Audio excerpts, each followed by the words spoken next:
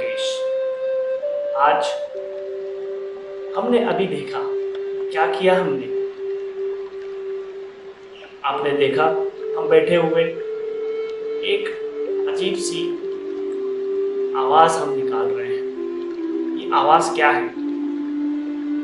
वास्तव में यह आवाज नहीं, यह आवाज तो प्राण शक्ति को जागृत करना है।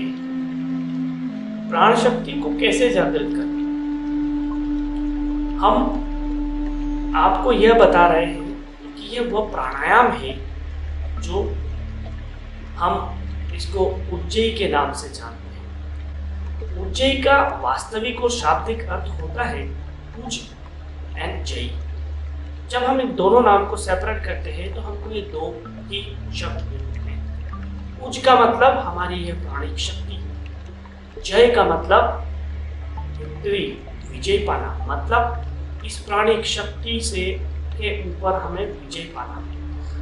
उज्जयी प्राणायाम एक ऐसा प्राणायाम है जिससे हम इस प्राणिक शक्ति पर विजय प्राप्त कर लेते हैं। जब हम ये प्राणिक शक्ति श्वास के द्वारा अंदर लेते हैं तो ये अपने अपने विभिन्न कार्यों को करने के लिए भिन्न भिन्न प्रकार से डिवाइड हो जाती है, जिसमें प्राण, अपान, समान, उदान और व्यान। उसके बाद भी आती है हमारे पास नाग, गुरु, देवदत्त और धनंजय। यह सब अपना अपना कार्य करती है हमारे शरीर में। हमारे पास यह एक ही ऐसा प्राणायाम है जिससे हम इस प्राणिक शक्ति पर विजय प्राप्त कर सकते हैं। जब हम इस प्राणिक शक्ति पर विजय प्राप्त कर लेते हैं तब क्या चाहिए? तब तो हमें समाधिस्थ हो जाते हैं हम।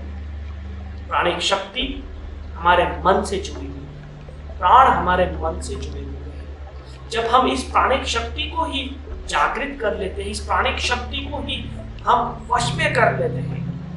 यह कंट्रोल करना नहीं होता, वश में करना होता है।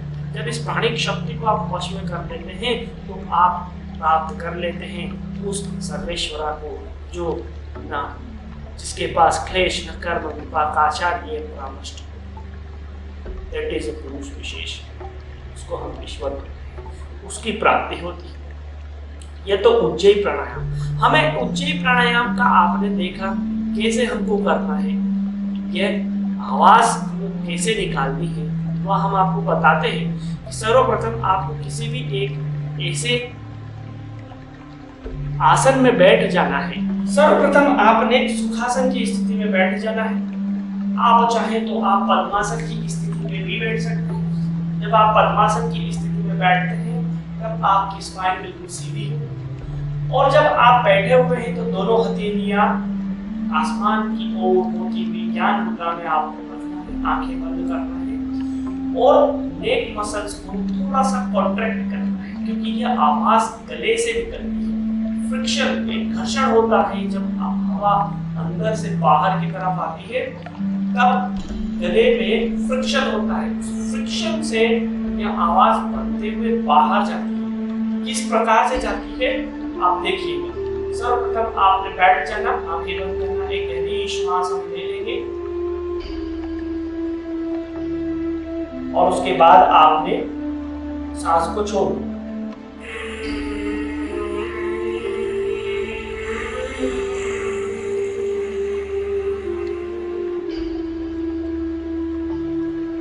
ऐसे श्वास लेंगे,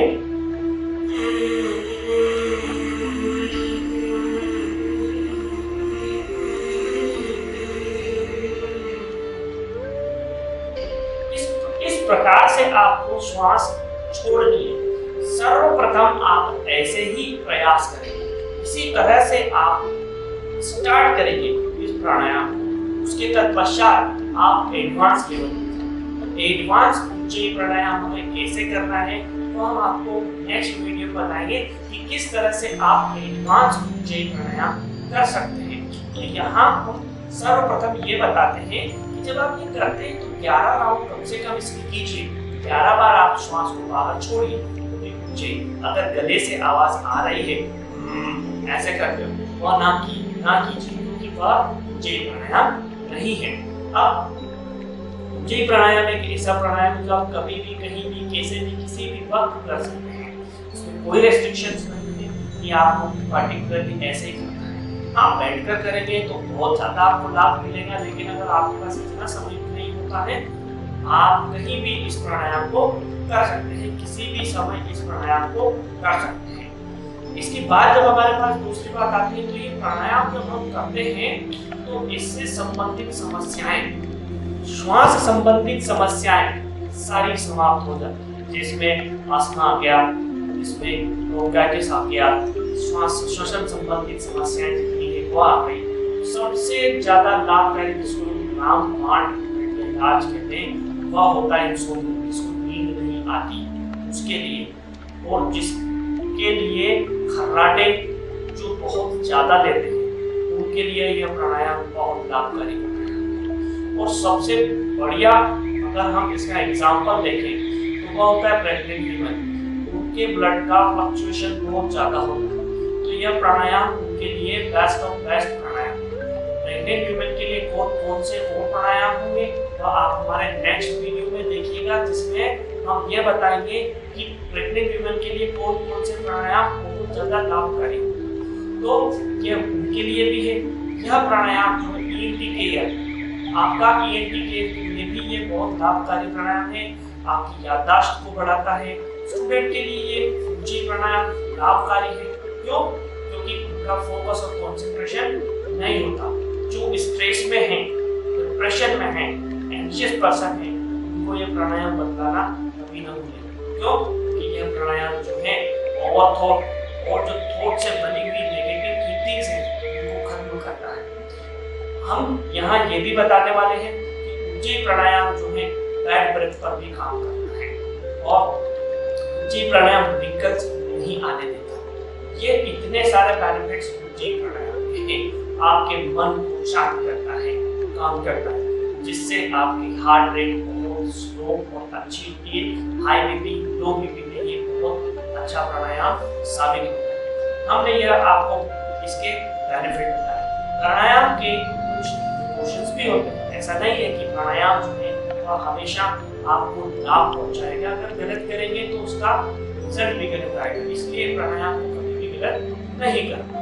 अब प्रिकॉशंस में हम ये बात करेंगे कि अगर किसी को थ्रोट इन्फेक्शन है तो ये प्राणायाम नहीं करना। अगर किसी को किसी भी तरह का इशू है गले में तब नहीं करना। अब इसके और गले से संबंधित लाभ देखिए। गले से संबंधित लाभ जो हो गए हैं वो थायराइड को ऊंची प्राणायाम बैलेंस करता है, टॉन्सिल संबंधित समस्याओं को खत्म करता है, वोकल कॉर्ड को इंप्रूव करता है।